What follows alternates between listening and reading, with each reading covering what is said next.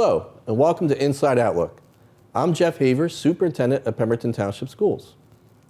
Today we're going to talk about an ongoing concern regarding our teens, the impact of social media on the mental health of our adolescents. While some research has been conducted regarding the link between mental health and social media usage, there is still more research to be done.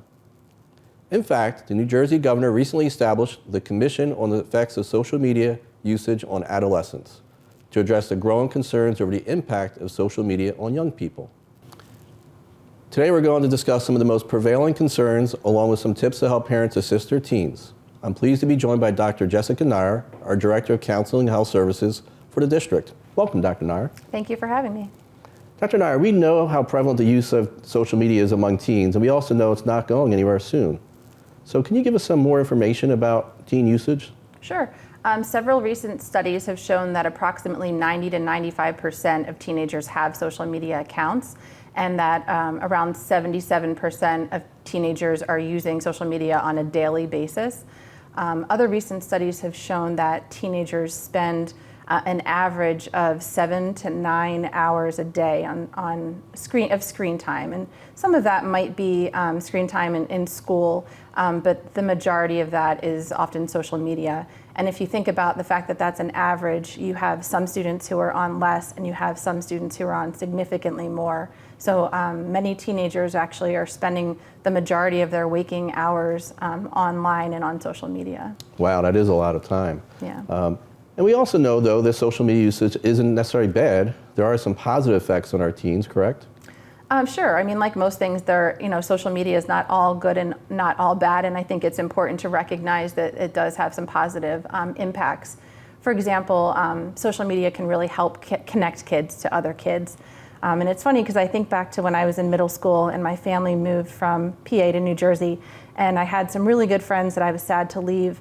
And in order to keep in touch with them, I had to mail letters, and I had to use our family's phone when my parents would allow me to make a long-distance phone call. But kids nowadays, they're connected, like right at their fingertips, and they can keep in touch with each other, friends across the country. They can even make new friends with people that have common interests just by using some of these social media sites.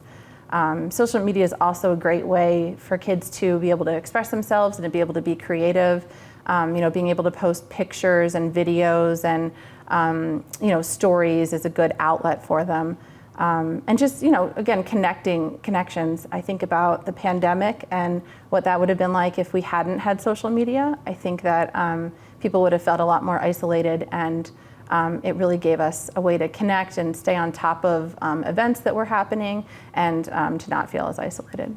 Wow, those are good things for teens as they navigate those adolescent years and establish their identity. But we also know there can be some serious negative effects from social media usage. Can you go into some detail about that? Sure.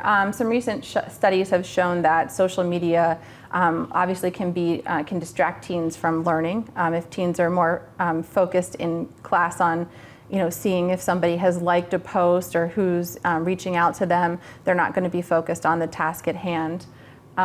It also has been shown to decrease the quality of social interactions. Instead of talking face-to-face and being able to pick up on body language and form those in-person connections, we're doing it not face-to-face, and that is decreasing our ability to connect with people.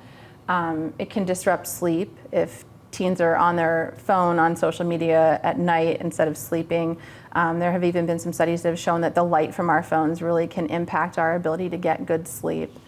It also can expose teens to a lot of content that might not be appropriate for them, and as well as bullying and spreading rumors that often occurs over social media.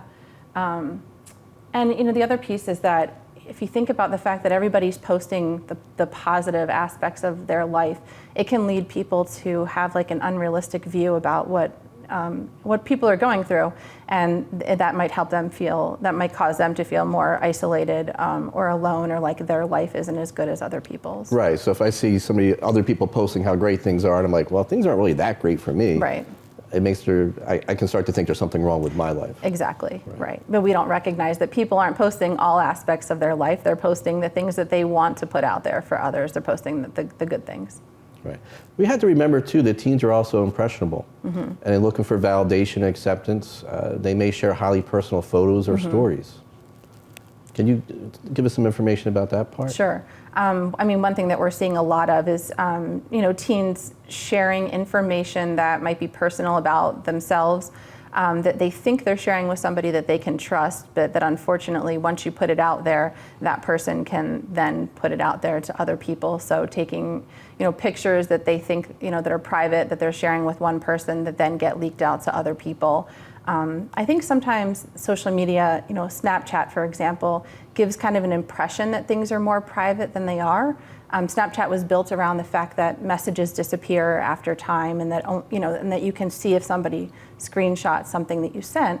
But what we're seeing now more often is that teenagers are finding ways around that. So maybe you send me a picture and I have it on my phone, and then I take another phone and I take a picture of that, and then I get that out there, and you never know.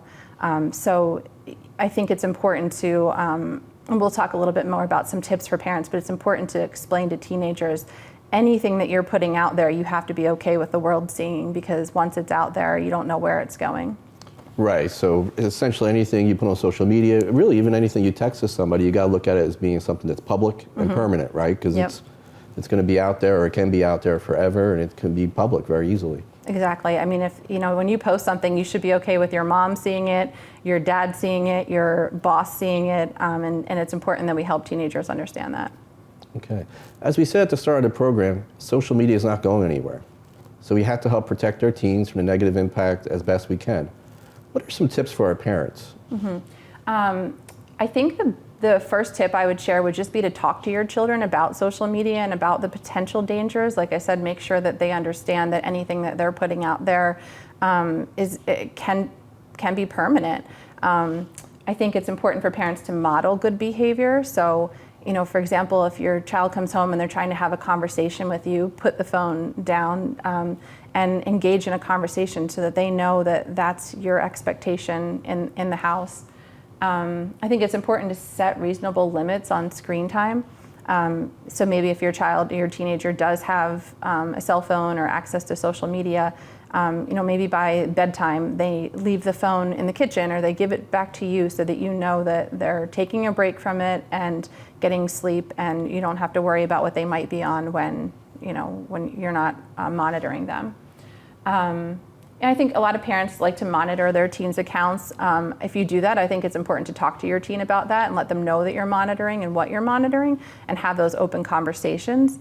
But also, if you don't choose to specifically monitor their accounts, know what they're on and research those apps and know about the potential dangers, and make sure that you're talking to your kids about those. And just encouraging face-to-face contact. Like maybe you make your house a fun place for kids to come over and hang out and be with each other face-to-face, and put the phones away for a little bit, because that's healthy. And then lastly, I think I would say encourage your child or your teenager to either come to you or to talk to an adult that they trust if they see something online that they're concerned about, or they're uncomfortable about. Just make sure that they know they can come to you, or that they have an adult at school maybe that they can go to and report that, and help work them through it.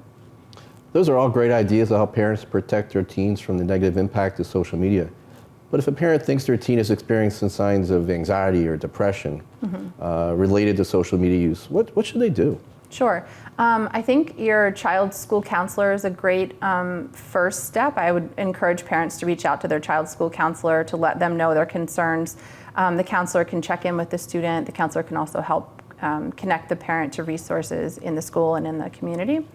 We also have a great program called Care Solace that students and parents can access on our district website. And Care Solace is a really great resource because it's confidential and it's free, and it can help connect parents to counseling resources in the community. And they go so far as to, they'll ask what the concern is and what you're looking for as a parent, and then they'll go as far as to helping you set up your first appointment, and then even reaching out after that appointment to see how it went and if you're satisfied. And as someone who's coming, to Pemberton from another area, another state, I can say that it's an amazing resource because mental health resources are very scarce and hard to come by. And Care Solace is basically guaranteeing that they will connect you with counseling, and that's just a great thing to have. Dr. Knier, thank you so much for joining us today and providing such valuable information. Thank you. We look forward to the governor's new commission completing their findings and providing even more effective strategies to help lessen the adverse effects of social media on student health and academic performance. A few reminders before I go. The next Board of Education work session takes place Thursday, October 19th at 6:30 p.m. in the Pemberton Township High School auditorium. The Board of Education action meetings is Thursday, October 26th at 6:30 p.m., also in the Pemberton Township High School auditorium. That's our show for today. We look forward to you joining us next time on Inside Outlook.